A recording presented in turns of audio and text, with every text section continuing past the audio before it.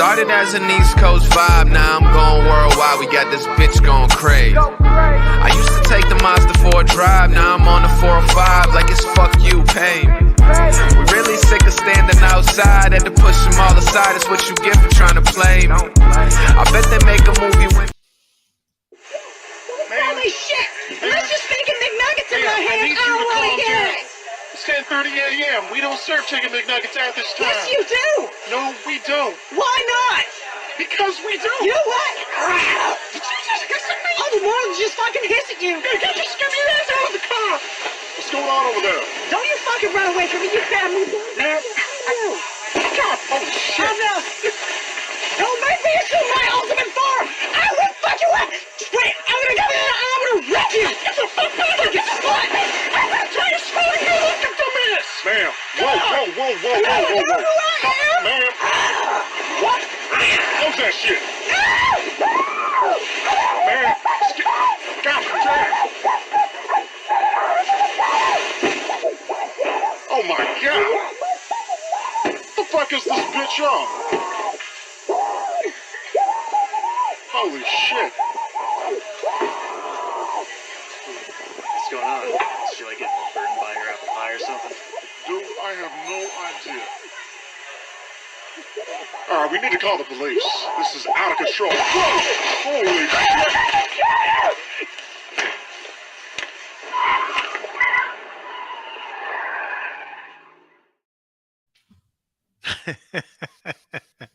Hey, you got to get your nuggets, man. Yeah. And look, she missed her call. She should have been a marriage counselor. Very true. Right? You know what I'm saying? True. I mean, there's nothing like telling a couple or whatever, or a married couple or whatever, hey, you know what? If you don't fucking stop talking, I'm going to rip your face off and eat it. That's right. Right? And, you know that usually settles every argument. Dude, I'm telling you right now, there's so many inexperienced dudes out there and whatnot, right? That think that like the craziest chicks out there are the best in the bed and whatnot, yeah. or to kick it with or whatever. I'm telling you right now, dude, I don't know what it's like to be with somebody like that. Right? That's another level, bro. I've never experienced anybody that actually starts talking about like living in a reality where Dragon Ball Z is somehow a part of your life, like, you know what I'm saying? Like incorporates into your being or whatever. Right. Where you actually like tangibly are talking about how you're gonna go into Super Saiyan mode and shit. Yeah. Like, yo, you're 47 years old, bitch. You know what I'm saying? Like, right. Come on, bruh. Like, your Dragon Ball Z times are over. True. You feel me? Yeah. Yeah. Any window you had to go Super Saiyan was over. Right? Right. Now you got is menopause. Sorry. Nah, I'm just joking, ladies. I'm sorry. You know I don't fuck. I know I don't. I'm just busting all you ladies in the audience. How about that? I'm busting your balls today. How about that? Just because I got to hang out with Leech. I don't know. I'm very good. If you haven't noticed yet, Jason, I'm very nuanced. I like to call people by different names. So I call you by Jason Leech. Yeah. Right? You know, I like that. It's nice to be able to call people by different names. Yeah. And you could, of course, always call me Jeff S, a.k.a. TrueKnowledge. Or you could also call me asshole or, you know. Shit show. Jar Jar. You can call me Jar Jar. Right. You know. Although, no, folks, listen. I'm just rocking it out here. We're not going to do our part 2 of the Mandalorian season 3 recap and breakdown. Me and Leech are actually just going to have a full-on, we're going to watch the Wakanda Forever trailer over and over and cry during it, right? Like all the fake ass reactors cried during it, whatnot. We're going to do it over and over and over again for the whole show. Yeah, man. Right? And then we're going to talk about how Angela Bassett should have won 3 Oscars. Yeah. For the film. It's going to be a quality 6-hour podcast. Because she was in it for 6 minutes. Right. Right? And hey, that merits Oscar contention. No doubt. Right? Yeah, it really showed a range, you know, everything. You know, I mean, why don't they give Oscars to motherfuckers like Gandhi? Right? Or Nelson Mandela. Right? Like, give him a fucking Oscar. Yeah, you know what I'm saying? Like, seriously. I mean, what actor or actress has ever done some shit like him? True. I'll tell you right now, some of them you take some of those spoiled brat, California, Hollywood, fucking elite progressive types. Yeah. Stick them in not even a one of our jail cells, but one of like some fucking, you know, garbage fucking, you know, tiny cubicle cell or wherever the hell he was in freaking South Africa and shit. Imagine what his conditions were like, dude. To be able to walk away from that psychologically, whatnot, and everything, and still be positive, optimistic. Yeah. Hats off to Special you. kind of person there. Oh yeah, man. Still want to unite people and shit, Mhm. dude. Forgive people. Anyways, folks, there's my tangent. There's, you know what I'm saying? That's me slowly starting to drive my politics into the show, right? It's all a little facade. It's almost like some Moff Gideon shit, right? You know, like or like the Empire in a way. You know, they're slowly kind of like, you know, reassembling, right? Throughout Mandalorian season 3. And we're starting to see bits, they show us pieces, bits by bits, right? Somewhat not necessarily maybe in a good fluid way, right? Or anything that's in any way comes together in some kind of, I guess, tangible team or force, or like, you know, like motivation, or like you know, like goal across, you know, like the Shadow Council, for instance, right? Yeah. We have all these loose pieces. We've got Thrawn. Guys, will you stop fucking doing that shit? I think I keep thinking I'm crack. I just got to smoke crack. I keep thinking somebody's knocking on the door, bro. Yeah. Dodger, the silent third coast of the show over here is over here, eating flies through the blinds in the window. Nice. Right, mess up my high. But no, folks. No, we are here. Actually, we're not going to cry today. At least not today, anyway. Maybe if we just like hold up that picture. Maybe if I get the picture with Grogu sitting in Bando's lap, episode 1. Yeah. In hyperspace or whatever. Maybe if we just have that on the screen, we can cry to that.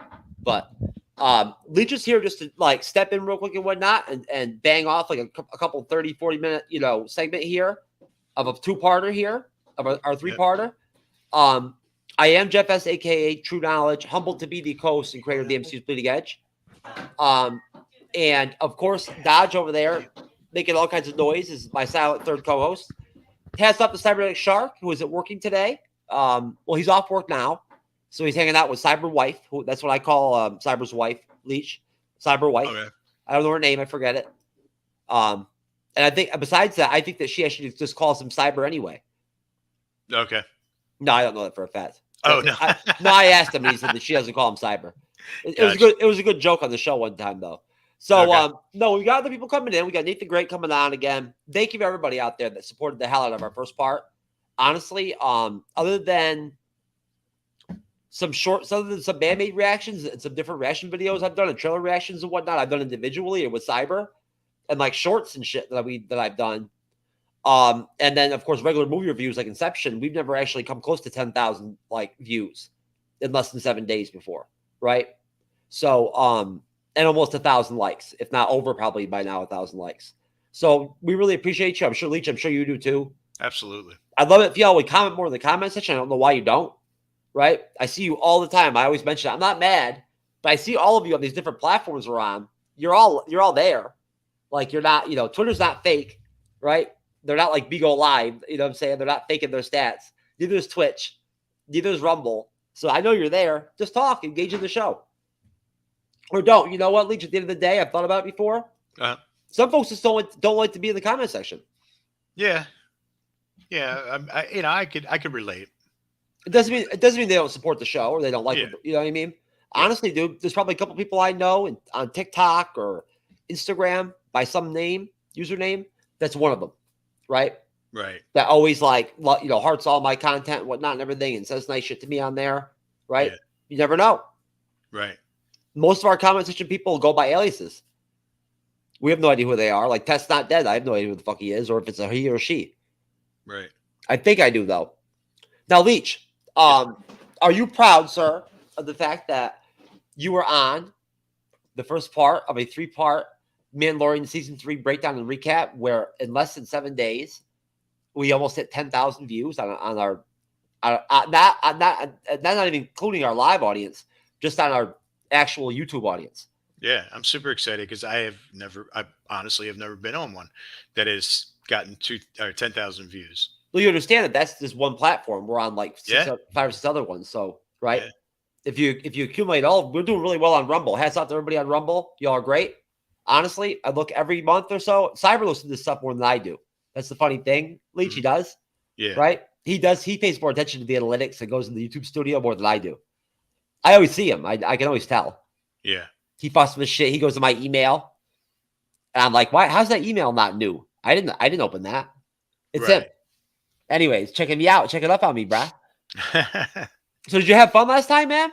I did. Absolutely. I told you, any time anybody wants to talk about Star Wars, I'm open, because I'll talk about Star Wars until you're tired.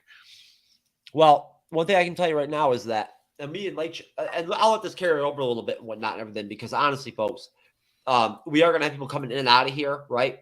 I'm probably going to helm some of this myself at times. But overall, me and Jason were talking on the phone before the show. We figured it was going to be kind of a filler type of deal, kind of like the Mandalorian season in a way, where, we're going to flush out, just a little bit of what came out of the whole, situation that with episode 3 that was not very well received by anybody in the Star Wars fandom at all, I don't think.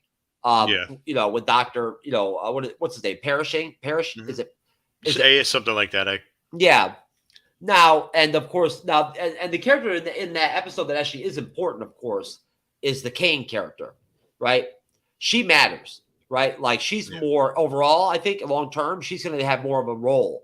Yeah, I think she's going to end up being like Thrawn's right-hand man, if you will. Could be. I mean, you know what? Honestly, she has a lot of moxie, right? Yeah. She seems really good on her feet. You know what I'm saying? Right. And she wormed her way right into freaking the New Republic. Although, that's one of the things that we're going to talk about, and we'll get into, probably in part 3 too next Sunday, folks. Which is, of course, 6/11, I believe, right? Or no, I'm sorry, 6/13. I apologize. 6/13. I promise you, I'll make sure I go to the massage parlor earlier next Sunday so that I'm here for the 7 p.m. live stream start. All right. With clean pipes. Nice. Right. And maybe I'll even get on massage and you're right on top of your grand piano. Yeah. So, no, folks, honestly, I was telling Jason, one of the cool things about live streaming, Jay, you do some lives over there with Danny, right? Yeah, very few, but yes. Now, do you like the live streaming? You know what? I do, because the ones that we do on Danny J's podcast is that we'll do like a watch party, something that doesn't have like strict rules on like copyright and all that stuff. I haven't done one of those yet. Yeah, it was fun. You can kind of mystery science theater it. And I've always wanted to do what I've told you before. I've always wanted to actually do that show, even before I knew about Patreon and all other stuff. One of my ideas I always wanted to do. I figured I'd be perfect to like jump on a team and do some mystery science theater type shit. Because honestly, bro, I can drop some bombs. You know what I'm saying? Yeah. Right. Yeah. Nah. But seriously though, the watch party stuff really sounds interesting. I don't know what that vibe's like at all. I mean, but basically I get the gist of it, because that's the direction we're going to have to go with our Patreon, right? Okay. When we finally start doing it here soon, is that we're going to be doing, I'm shooting B-roll all the time, right? When I am on time and whatnot and everything, when people are in the studio, I always have a camera or two on tripods recording the discussion we're having and shit and whatnot, right? So you can switch the angle like while you're doing your thing? I do it all the time. I do it when I guest on people's shows. Okay. I always have a camera or two out there on a tripod, just catching me on the show and hearing the audio. I use my external speakers, right? Very cool. Yeah. So now when I get the garage all set up, which I'm close to doing, I've got a lot of work done. I've gotten a lot done over on my end. You'd be very proud of me.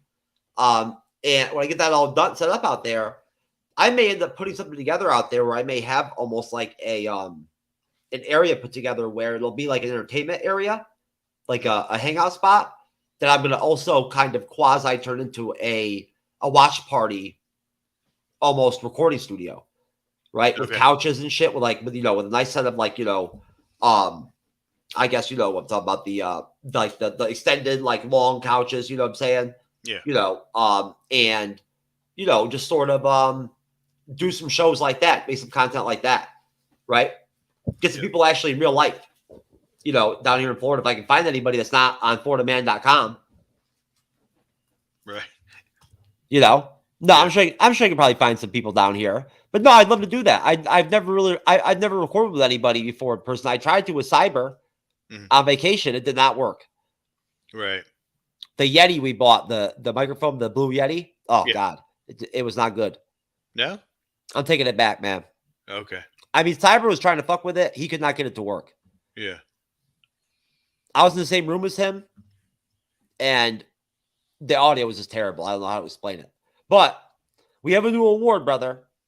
This is the new award. We gave this to Alan for the other night during the movie review, right? That is the Danny from The Shining Special Olympics gold, three triple medal winning award. And Alan won it because, first of all, when we did Dances with Wolves, he was drunk and he started calling it Dances with a Wolf or some shit, right? Yeah. I don't even know. So that's got to go on merch. It has to. And then on top of that, right? I mean, he just butchers shit like that, dude. Yeah. So the other night he said something else like that and everything and whatnot. And I'm like, dude, I'm sorry, but I'm going to have to make an award for you. I have to. There's no choice around it. There's no way around it at this point. Right. Right. No, but isn't that awesome, dude? I love it. Dances with a Wolf or some shit he said it was. No, there you go. Get a little camera switch. I like that. Yeah. No, we were reviewing Wyatt Earp, the Wyatt Earp tombstone deal we did. We did one of those deals where we crossed it over and we said, no, which one do you like better kind of deal? Yeah. Dude, I was like, you should have talked to fucking Kevin Costner, bro, and told him he should have just changed the name to Wyatt Earp to fucking Dances with a Wolf, right? And maybe it would have been more successful. It would have done better. Right. You should have hit him up, right? I mean, yeah. Like you fucked him over if you think about it. It would have been a good call. Yeah. Yeah. Anyways, but no, so basically, folks, next week will probably be more of our longer and like more heavy hitting, kind of more serious show where we are going to basically just get into episode 7 and episode 8. That for me, I think will be something that will be really, I'll have to make sure that I'm tight with I'll have to use my outline and be refined so that my questions are very direct and quick, right? And we can kind of flush through them, right? A lot happens in episode 7, a lot happens in the finale. And then we have to then separate that into us having time to actually talk about Ahsoka and the Skeleton Crew, right? And all of that and where that then leads, which is, I think, which will be the better part of the show, probably, if anything. The more heated conversation and the more energetic and sort of elevated, right, is the theorizing stuff, I think, sometimes, right? Exactly. Yeah. I mean, that's my favorite part. When you throw your ideas out there and, see what sticks. And then, hey, if you called it 2 years ago and you could bring this tape back up and say, see, I said that was going to happen. I did call it. Yeah. I called it on Miss Marvel. Did you? Yeah. When people wouldn't even come on, like literally when they first said they were going to do it at Comic-Con 2 years ago. Yeah. First time I guessed it on the Podcast of Champions and was asked about it on like a breakdown of it. My sleeper Disney Plus series of last year was Miss Marvel. Okay. I said everybody's going to hate it.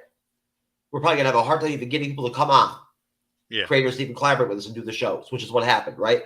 Right. Right. She's very hated in the comics, right? None of her runs have ever worked. They ever sold. And honestly, for some reason, in my gut, I feel like it would be good. Yeah. And then I thought it was the best Disney Plus series that Marvel came up with last year. It was better than Moon Knight. It was. Oh man, Moon Knight was a hot mess, dude. Miss Marvel, and it started off with so strong, and you're like, wow, this thing is going to be awesome. And then they just shit the bed on like the last 3 episodes. It was episode 3. Yep, 4, 5, and 6 is what turned it into shit. Yeah. At three, same place, brother. If you had been on the reviews with us, we just devolved. You know what I'm saying? Like, it was like She-Hulk.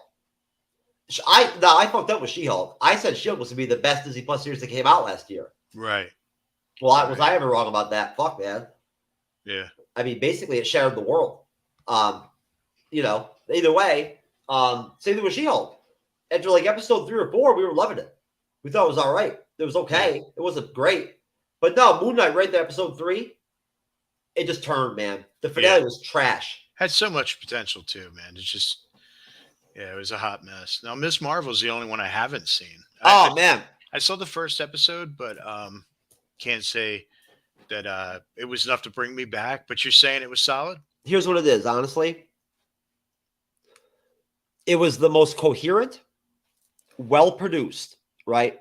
Mm-hmm. from a cinematic standpoint, from a cinematography standpoint, from a from a standpoint of where they shot their scenes at and whatnot, geographically, how they went about the camera angles and the way they use they use the cameras for the filming. Yeah. The digital effects they added to the episodes. Every episode they would come up with like Miss Marvel logos from the comic book type ones that were like animated in different colors. They were great. They were a fun effect, right? Mm-hmm. The consistency from episode to episode was there. Episode to episode to episode, you knew what you were getting. Right? Right. It continued to get better over time. The story evolved. Right. Episode 5, it kind of dragged a little bit for a minute. Mm-hmm. It went into woke territory for a second, but then they bounced back and killed it in the finale. Okay.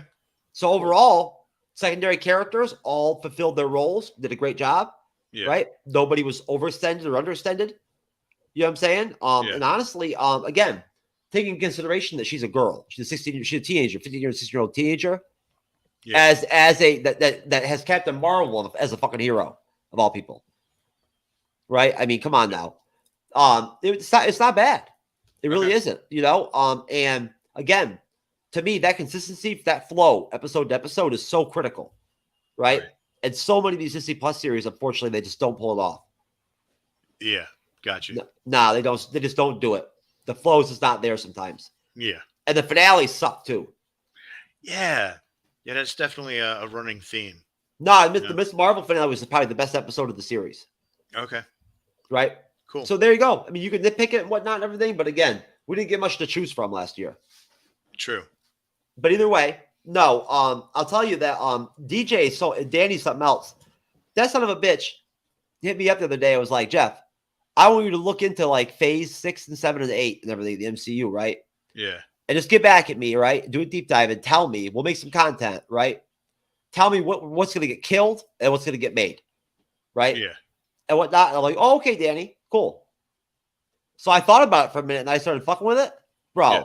I had to call him after like a week and I was like, Danny, you understand it's going to take me like 2 months just to figure this out, right? Right. If not even longer. Yeah. Come on, bro. Because all the research or everything's all over the okay. fucking place. There's the Writers Guild strike, right? Oh, right. Now those always just end up they're pretty cyclical. They're pretty they happen all the time. They always get handled, right? It's never a big deal, but still it is slowing down productions. Right. Right? Like literally there's only 3 Marvel properties right now in production. Full production. Okay. As in being produced, like being shot, filmed or whatever, like in post or whatever, anything like that. Everything else is so there you go. So that's down, there you go. So at that point, man, dude, Kevin Feige and the MCU have dropped so many potential titles they wanted to do, so many films they were going to do. There's no way now they're going to do them.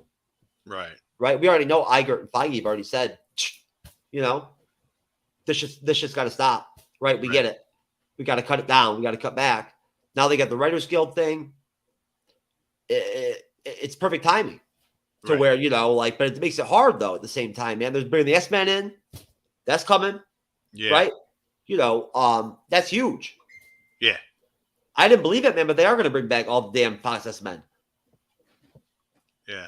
Can you believe that shit? They're going to bring back what? The Fox S-Men. Oh, are they really? Yeah, dude. Like older versions. Yeah, they're gonna bring okay. They're gonna bring them. That's cool. I can definitely get behind. Deadpool 3 is gonna end up being like a Captain America Civil War type film. Oh, that would be so cool. I swear. That's awesome. That's what I'm talking about. So I told Danny, I'm like, dude, like I spent like 3 days, like each night in 3 days, like for hours, just working on Deadpool 3, and I'm still not done. Yeah. Trying to even figure out what the fuck's even going on with it. Yeah, I know it's getting made, right? But like, you know what I'm saying? Mm-hmm. So it's hard, man. It's fun. It's fun to do the research, but yeah, man, it's a lot, right? Yeah. Either way, bottom line, as far as the Mandalorian goes, it's very simple. You know what? The only thing I felt like I left out of episode 3, and you tell me if I'm correct about this, Jay, is that, again, as we mentioned earlier, the perishing thing, he does have a heavy influence on the cloning programs. Yeah. That of course we know that some of the biggest parts, characters or leaders of the the Empire, right, Mhm. are to some extent relying on or already doing at this point at this timeline, Mhm. of the Mandalorian, right? Or they've been relying on it or whatever, or been into it or interested in it. Yeah.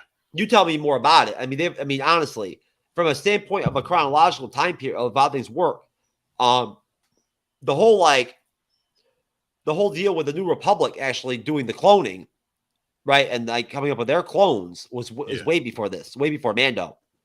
Yeah. Yeah. Yeah, Because I mean, it's something that Palpatine had been working on for years. yes, And there was also there was something I read recently that there was something about the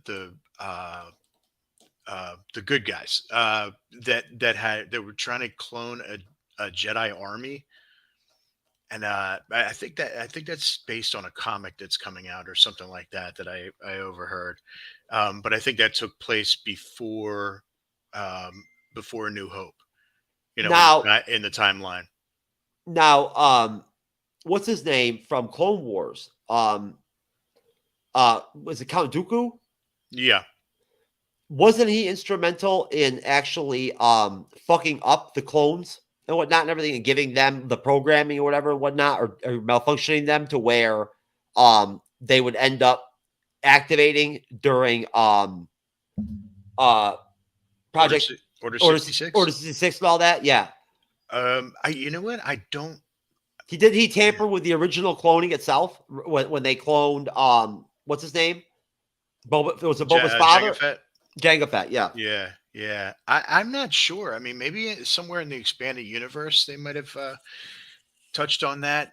I know that in the cartoon Tales of the Jedi, there's a quick one with Dooku, and he's the one who erased Kamino from the Jedi archives. But whether he had something to do with the start of Order 66, I'm not sure. Star Wars Theory. Uh-huh. Shout out to Star Wars Theory. Yep.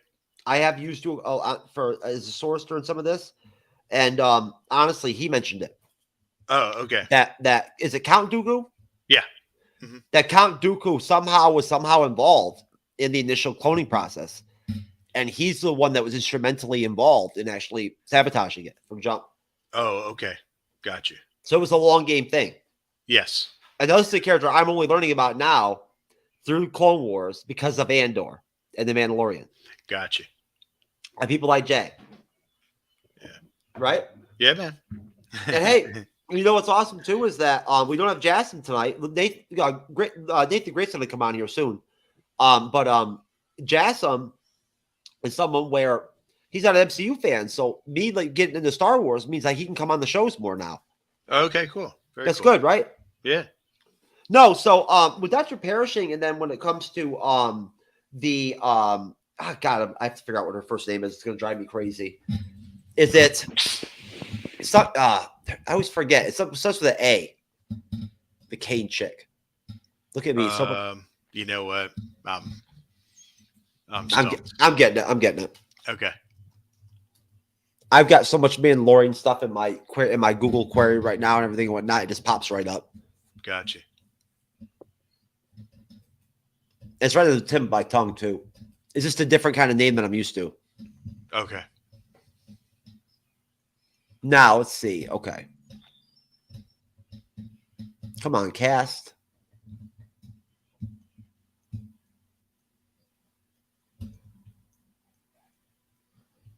Casting characters. There we go. Okay. All right. So let's see. Emily Swallow is the armor who we're going to talk about. Hopefully, we'll get a chance. If I don't get a chance to talk to you about you today, it'll be next week because I think that she's very important as the armor. Yeah. Honey, humor, please. But no, this would be. Let's see. I got it right here. I think. Let's see here. Cover, please. He's taking in the trash. You know, this drives me crazy. What is this chick's name? Who is the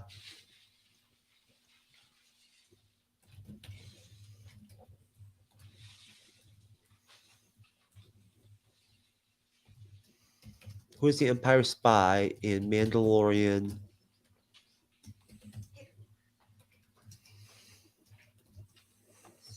Got it. Oh, here it is. Elia Kane. That's why I have such a hard time with it. It's an E. Elia Kane. Elia? Okay. Elia Kane. Katie O'Brien is the actress. She's Moff Gideon's, inside man. Could end up being his right-hand man. I firmly believe that, and we'll get into this next Sunday, but I firmly believe that Moff Gideon didn't die. I think that was a clone. Yes, that died in the finale. Yeah. I believe that too. Why would you have? And his death was so unceremonious. Like, you would think that somebody of that caliber would have like some kind of epic, meaningful death.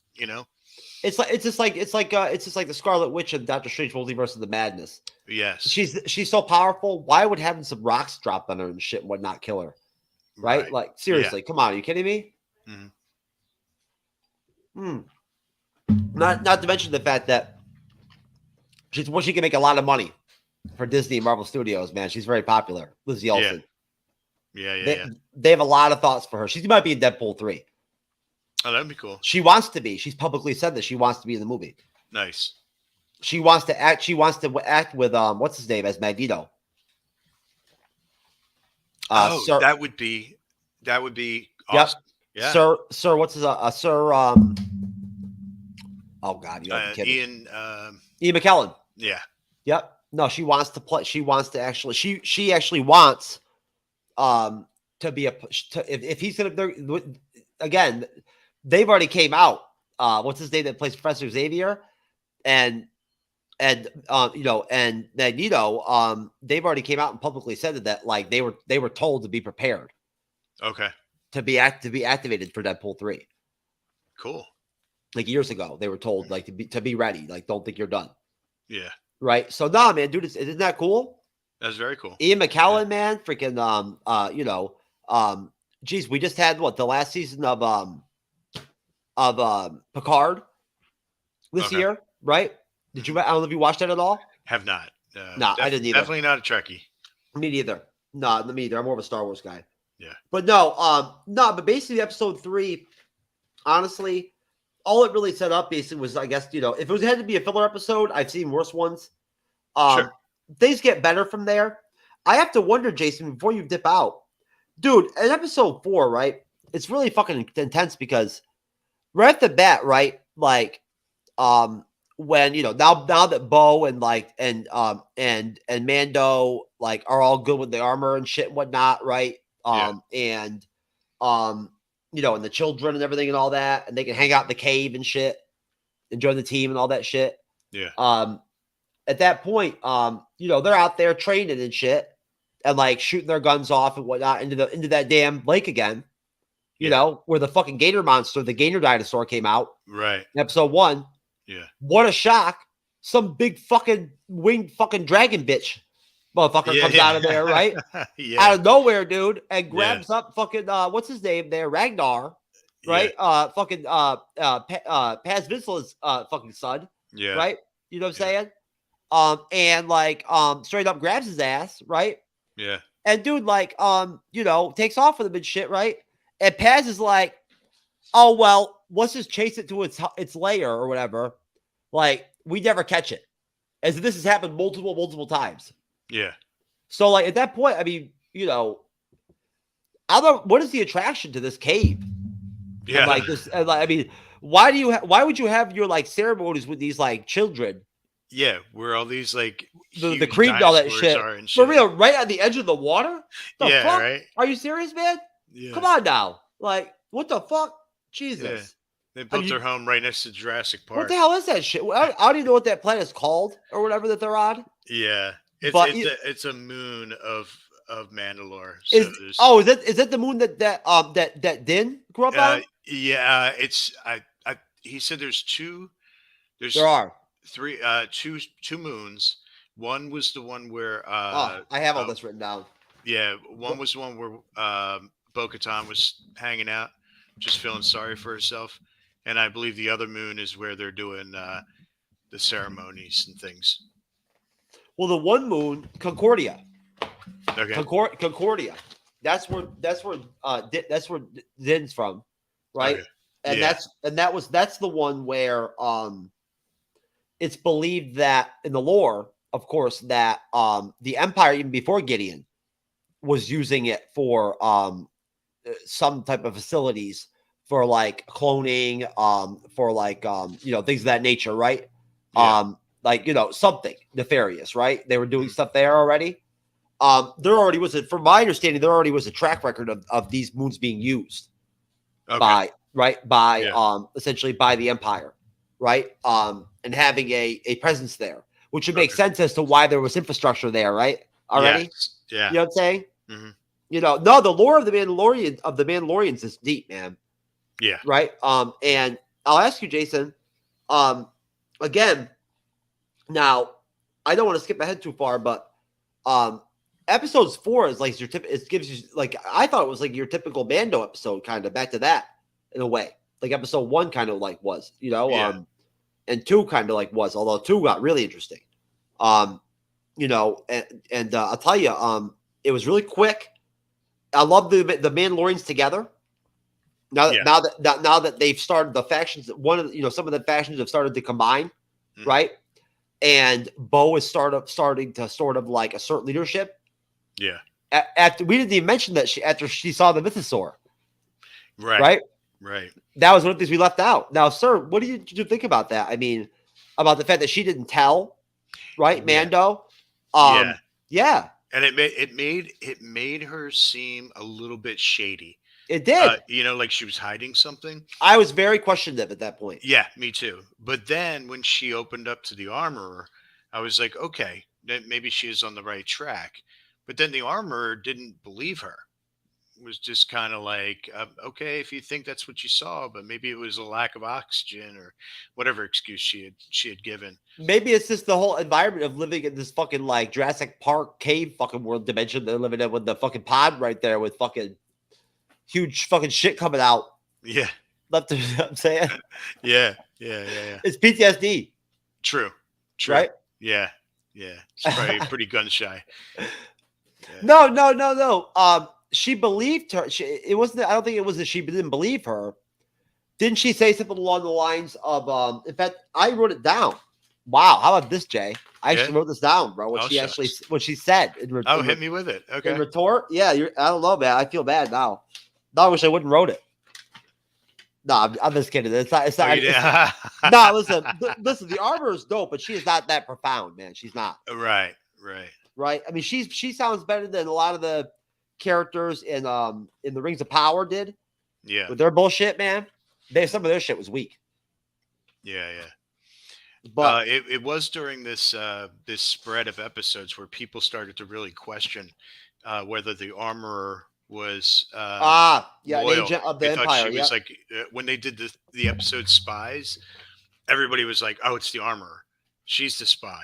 Yep. And working for the dark side. And I'm like, well, if you went along and you followed this creed so much that you don't even take your helmet off for the past 20 plus years, and you're just gonna you know what? Yeah, let the Empire come in. So I never bought into the whole thing that the armorer was a traitor or anything like that. No, were you on one of the shows? I flat out asked everybody at one point and said, like, once I started hearing about it, I was like, I never thought for 1 second that the armorer was not on the path of righteousness, right? Like, right. And all about finding all about finding a peaceful path for her Mandalorian people. Yeah, you know what I'm saying? Whatnot, right? And at the same time, she's very selfless. She doesn't want any power herself, right? Right. You don't see her trying to jockey for position. Right. She doesn't want the dark saber. She simply wants to follow the structure and whatnot and the creed. Yeah. Right. That's all. You know what I'm saying? At the same time, she also wants to like say some dope shit here and there. Yeah. And come in and stop some ass with her fucking hammers and shit too. Yeah. When she started kicking ass, that was awesome. Dude. Yeah. I've got that shit. I'm gonna play it in a minute. Yeah, because it's funny because I just pictured like the armorer under the armor itself is that she was this older woman. You know what I mean? Like a senior type. And I've never seen the actress before. Have you seen her? Yeah. So I actually saw a picture of her yesterday. She's the one. did she do a voice? She did a voice in Clone Wars or something like that. So she's already in the Star Wars community. But oh, I know what it was. No. My bad. She does the voice for, I forget her name, but it's what's the name? Sister, Bo-Katan's sister. Oh, in the Clone Wars. So that's why everybody thinks, Duchess Satine. Yeah. So that's why everybody thinks the armorer is actually Satine. There's a lot of different there's a lot of different actresses and actors that have crossed over or like you know what I'm saying, that have have multiple different like roles or whatever and whatnot across the span. I actually yesterday was watching a panel with Rosario Dawson, and the actress is going to play that girl she's Sabine. Savine, Savine. Yeah. That's going to be in Ahsoka, I guess, right? Yeah. She was there, and then what's her name? Mary something Winstead. Yeah. She's playing that. She's playing that commander or whatever. Correct. Hera Syndulla. Yes. Yeah. It was good. I enjoyed it. Oh, Rosario Dawson has that same enthusiasm like Katie Sackhoff, different vibe. Yes. For Star Wars, right? Yeah. You know, but she's very like selfless, and I don't get a fake vibe from her at all. No, and I think she, like when they were saying they were going to cast an Ahsoka, you know, I totally thought of Rosario Dawson. I saw an interview with her and the girl who voiced Ahsoka in Clone Wars. Mm-hmm. Yeah, I was really surprised they didn't offer her the position. Or the role. I mean, maybe there was something more to it, but it seems like anybody who like the guy who's playing Thrawn, he voiced Thrawn in the Rebels series. Mads Magnuson. Yeah, so they seem to bring people over. I mean, Bo-Katan did the voice, or Katie Sackhoff did the voice of her in Clone Wars. So they have a habit of bringing people over. So I don't Mads know Mikkelsen. why. I don't need to know what Thrawn's all about. All I need to know is if Mads Mikkelsen's going to play him, it'll be fucking good, bro. Cool. He's that good. He's pretty good, man. Yeah. What's he been in for somebody who doesn't know? He was the villain in the first Doctor Strange film. Okay. He's done some artsy stuff that's like, you know, like more like one man type stuff. Yeah. He made a film a while back that was like in the Arctic, where it was him surviving in the Arctic on his own. Okay. That it was really popular. I didn't watch it. It didn't really sound all that popular to me. I went to the massage parlor. Right. You know what I'm saying? Had a double session. You know. But because of course, folks, we are. Oh, you know what, Leech? Did I send you a picture of like what our merch is gonna start looking like? You did actually. You texted to me. Oh, that's right, I did. Yeah. What'd you think of that, brother? Very cool. That's something else, huh? Don't be digit. Nobody, don't be digit. Yeah. Gotta love it, baby. No, but honestly, no, what the armor says to her is very, very simple. When Bo basically is like, here, I lost the shit now. Basically, when Bo basically is kind of like, when they finish getting done with, I guess, that really awesome aerial battle scene with that monster with wings. I think they had a name for it. The armor did, I thought, but I can't remember it now. Okay. Whatever the race was of it or whatever, whatnot. It's just another one of those fucking creatures like the Mandalore, like the Mythosaur. That's just that's native to like these planets, right? And you're native to Mandalore, and they're fucking huge and they're fucking like monsters, right? Yeah. You know, it's that simple. I mean, look at some of the shit that fucking Mando came across fucking down there episode 2. Yeah. Obviously, there was some crazy shit going down. Yeah. Absolutely. On Mandalore, like ever before, like any Civil War ever happened. Yeah. No, but seriously, the armor ends up telling her, I believe, when she asks. This one, Bo actually admits that she did see it. Right? She knows she saw it. Right? And she asked for her armor to be changed to add the insignia. Right? Yes. Of the Mythosaur. And the armorer basically just says to her, God, I highlighted it too. Motherfucker, come on now. I'm telling you. Why am I having a Stevie Wonder moment right now? I'm telling you, Leech. There it is. Oh, when you choose to walk the way of the Mandalore, and she says it the correct way. The Mandalore with the little pause and like the hyphen in between MAND and then ALOR. Right. Right. I if I understand correctly, that's how in like real Mandalorian, that's how it's written. Okay. I have no idea. I found this in one of the Star Wars hardcore geek articles that I read and got information from. Okay. They wrote like a 27-page thing. Yeah. Well, anyways, when you choose to walk the way of the Mandalore, you will see many things. Oh, okay. That's all she said. Okay. It's that simple. Yeah. Yeah. Right. And then after that, she talks about how, as like she's using the hearth, like she's using the kiln, right? And she talks about how the forging and bending of the metal, right, is similar to the life of Mandalorian. Right. You grow up, and you from jump, you're fighting, right? Yeah. And then all your whole life is like more down than up. You know what I'm saying? Mm-hmm. Right. And like that, and then she then bounces and connects that to the flashback to fucking Grogu, right? And the whole deal with what's his name? What's the actor's name that played Jar Jar? Ahmed Best. Ahmed Best, right? Yeah. When he shined as what is that guy's name? I forget his character's name. Oh, but when he was there, when they were the clones were there activated to facilitate Operation 66 or whatever. Yeah. And kill all the this Jedi himself. His deal was that he was the type that was responsible for taking care of and watching over the young children that were not yet Padawans, right? Yeah. So, Ellerson Best? No, it's Ahmed. No, he is. Here it is. It is Kelleran Beck. Yes, that sounds correct. So he would have been watching over Grogu, right? That's why he would have been there. Yeah. And we see the temple, the Jedi temple being burnt down in the background. Yeah. Right. And he kicks ass.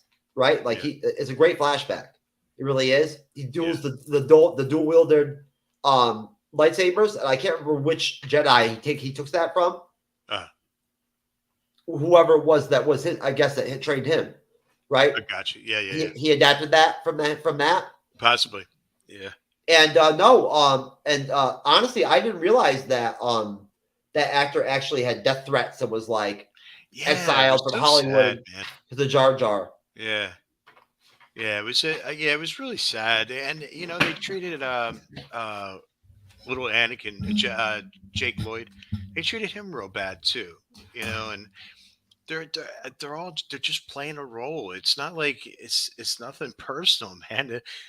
And they're being directed. They're being told this is the character, So when people are highly critical and like angry at actors for a role they played, I don't know. It's just sad, man. Just really sad. I hear you, man. I'm telling you. And hey, way to rock the Star Wars show, brother. I appreciate that. Thank you, sir. Way to join the team. Way to join the squad, bro. Right? Yes, indeed. I like it, man. And you know what? And that's the cool thing, Jay, is that like I'd like to think that people that like watch our videos and watch the content, they get it that I'm just joking about Jar Jar and shit and whatnot, right? Yeah, I would never be one of those people who would attack children. Yeah. You know what I'm saying? Whatnot, or slander some man I don't know. Yeah. You know what I mean? Or whatnot, because he played some stupid fucking character that I like to make jokes out of. Yeah. Right? Yeah. I'm sure if he met me in person and whatnot, everything, he'd think I was funny. Sure. Right? Yeah. Seriously. I mean, I'm not like I don't know it. You know what I'm saying? Yeah, you're not mean-hearted. No, it's not like that at all. I'm not. It's just they're jokes, man. I'm trying to have a good time. Absolutely. Some shit's funny as fuck. What do you want me to tell you? Jar Jar Binks is funny, dude. Right. But I guess though, is from my understanding, the fandom, like he really fucking like killed it and like really, right, like got redemption. Yeah. It's weird. I think time heals, man, because everybody hated Hayden Christensen's his portrayal of Anakin Skywalker and Darth Vader for that matter.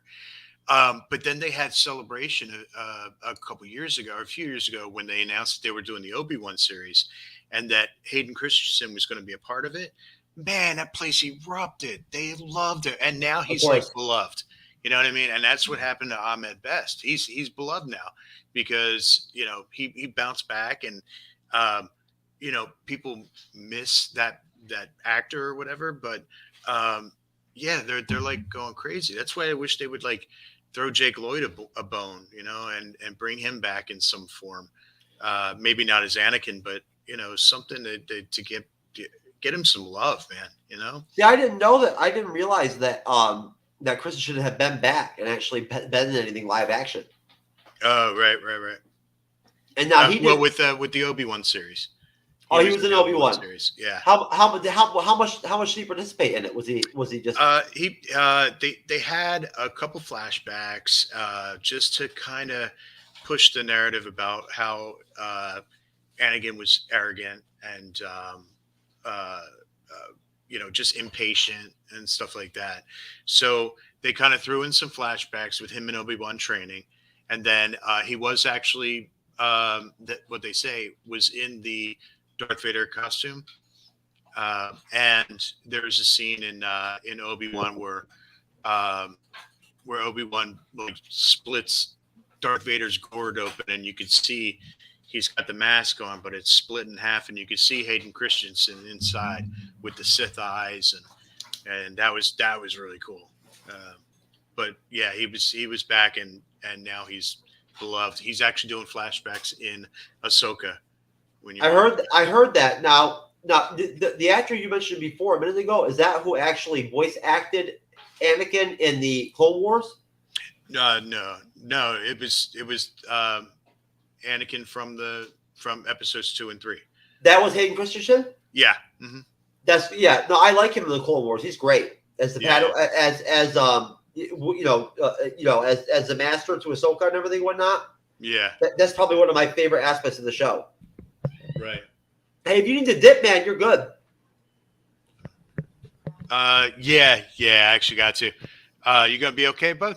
Yeah, man. You know what? These things happen, bro. I mean, honestly, what can you do? Like, you know, people say they're going to come out for the show, whatever. They don't sometimes.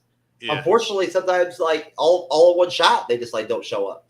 Gotcha. It happens, and it's pouring like a son of a bitch outside right now. I just heard it. Oh, okay. We got some Florida tropical storms. Yeah, I'm gonna step off, but I'm definitely I'm in. No, you're good. Thing. No, listen. You know, we'll kill it on part 3, dude. Really, at the end of the day, man. And honestly, you know what I'll probably do? I'll probably just fucking chill, man. And I'll probably just, you know what? I'll just work on my content and clean out my room a little bit. Okay. Do some editing, right? Do some back work and whatnot. Do some Marvel research for Danny. Okay. You know what I'm saying? Right? Yeah. Work on part 3. You know what I mean? Yeah. That'll work. And kind of, you know, maybe go, I don't know, go have something to eat or something, you know, go do something. Okay. Why not, man. Right? There you go. Man. All right, brother. Take care. See you next week. You too. All right, folks. So, yeah, you know what? I mean, hey, shout out to Nathan Great. And shout out to my little brother Jassim. Jassim had to I guess he has to work early tomorrow or whatever, whatnot, or something. As I was saying to Jay, I know Jassim from going way back to like when I first started making video content back in the day. Like I'd go on a cell phone, right, doing like TikTok style videos, 1 minute, videos on some stupid app called Rizzle, right? That I'm like a fucking a Hall of Famer on and shit and whatnot, but who gives a shit? Because nobody even knows what the fuck it is, right? It makes no difference. It looks good in the media kit, but that's about it. But at the end of the day, though, these are all my friends, right? Like, honestly, and with Nate, I knew he was going to be coming in late. He's in a different time zone than me, right? He's in Texas, I believe. Or no, I think he's in Washington State, right? So I mean, you never know, like what something going to happen. With Jassim, he's not used to being on podcasts. He's not used to being on live streams. He doesn't really know, to let me know ahead of time. Hey, Jeff, you might want to fill my spot on the panel, right? Like, I might not make it on the show. He didn't let me know what was going on until like 30 minutes before 7 o'clock. That's why we didn't live until after 7, right? But it's okay though. It's part of the deal. It's part of the learning process of being a content creator and being a live streamer, where you rely on having guests and shit and whatnot in a panel as a part of your structure, right? Is the fact that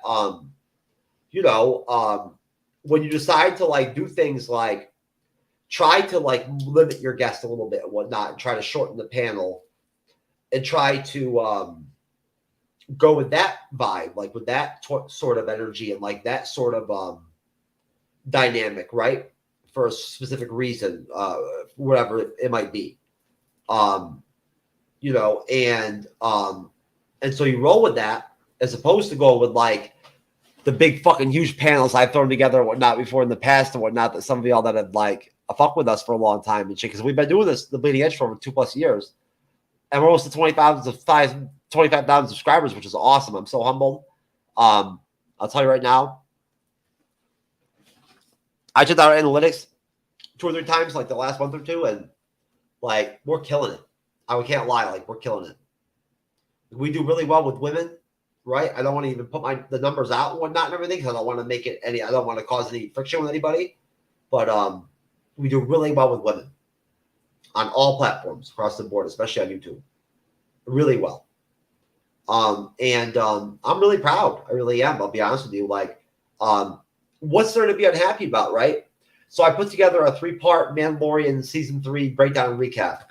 I've got a notebook that's like, look at this shit, right? There's like fucking 60 pages here, right? Of straight fucking Mandalorian, right? Of just my notes and whatnot and everything to do this, like this 3-part, right? And it's all good. At the end of the day, I'm glad I rewatched the whole series. I'm glad I relearned these things. I'm glad I'm getting into this more, right? Right. I feel invigorated in my life in terms of like the entertainment I'm consuming as far as my options, right? What I can watch on TV, which movies we can review or I'll want to go see. Now that Andor like kicked my ass, and the Mandalorian's been serving it up, right? So hey, it's fucking good, man. I'm loving it. The Last of Us kicked my ass. It was fucking awesome. I loved reviewing it. I loved moderating those shows. I had a blast. I was fanboying over that shit.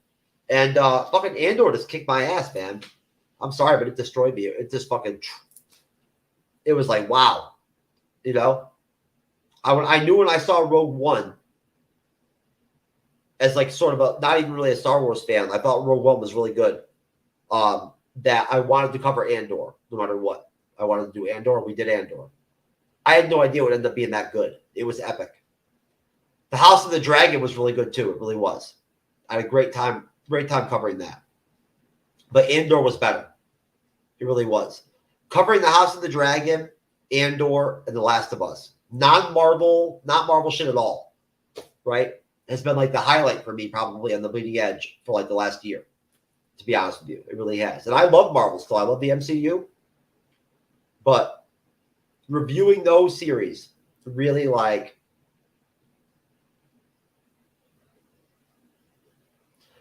at a time for me where things were sort of up and down here and there with insomnia and some mental health stuff and some family stuff that I've been going through and whatnot, right? Some family medical stuff and whatnot with my father, my family having some issues.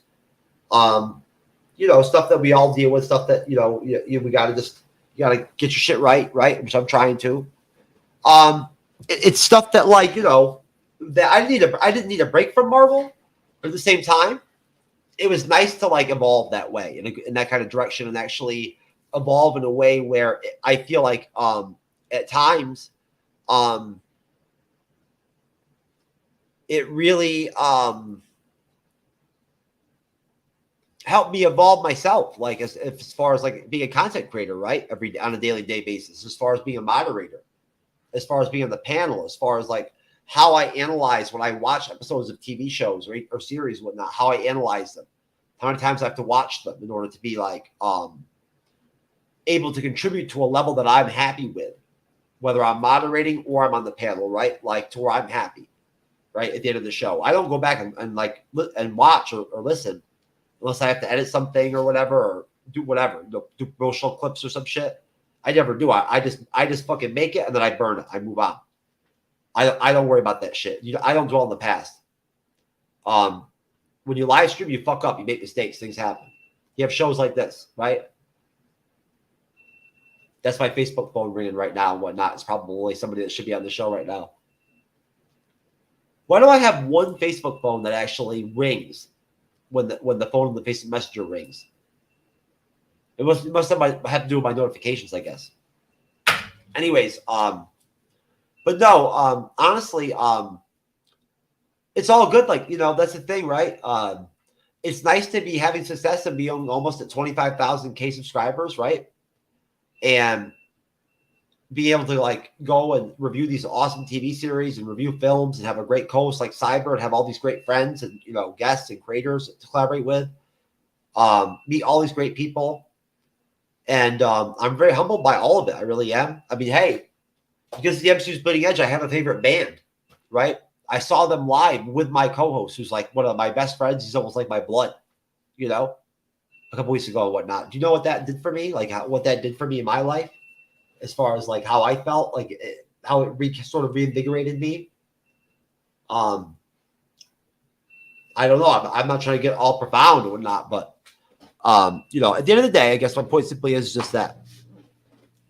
For all of you out there that are a creator, right, or are thinking later on of becoming a creator or whatever, you want to dabble in YouTube, whatever, you want to live stream, you want to do podcasts, whatever, make content, you have to understand that you have to roll with the punches, right?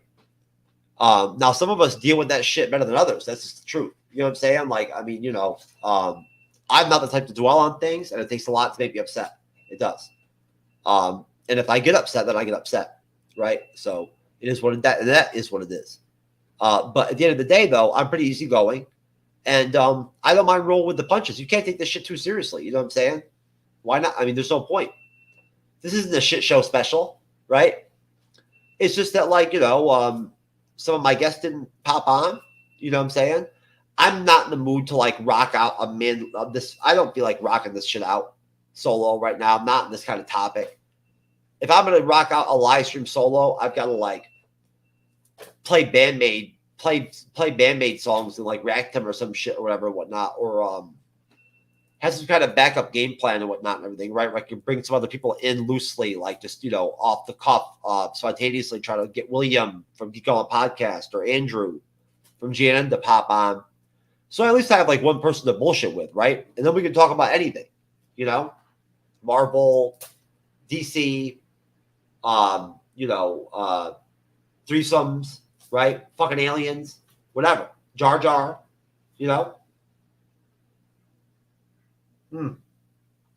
But content creation is a long-term game. Things don't always go your way. You're learning new shit and like you're hitting walls almost every day, every other week. You're running into stuff you don't know how to do, right? You're not trained how to do it. Nobody helps you, really, for the most part. So, you just roll with the punches, right? And at the end of the day, you know what? I am truly, truly blessed, and I thank God, right? And I thank Cyber, and I thank every single person and every single woman and man and tree person and Dodge, everybody out there that has helped contribute us to get to this point that I can actually be this proud of the MCU'S Bleeding Edge YouTube channel and podcast, because I really am proud and I'm very humbled. I am. At the same time, though, 500K ain't enough, baby. You feel me? Right? Once the numbers start to grow and the monetization starts to grow and all that stuff and whatnot and all that, there's no way to play around. If you're going to be in content creation, and you might, if you're not trying to make money and grind and shit and whatnot, hustle and whatnot, and side hustle, whatever, some level, you shouldn't even bother, as far as I'm concerned. If your content's not of quality, if your content's of any quality, people are going to want to listen and watch it, right? You're going to get stats. You're going to get monetized. You're going to get subs. You're going to get followers. It's part of the deal. At that point, any logical creator and whatnot is going to, through their evolution and whatnot, it's going to want to improve their game. I like to compete. I do. Like, I like to compete with other creators. I do. I like to compete with them. And there's certain benchmarks that I know I have to reach. in terms of our stats, in terms of like our subs. You know, like the 50,000K mark is a big one, where there's other creators on YouTube that I'd like to fuck with that won't fuck with me until I hit that threshold. They won't, right? That's that sweet spot where other YouTubers start to pay attention to you. From what I understand, I've gathered that.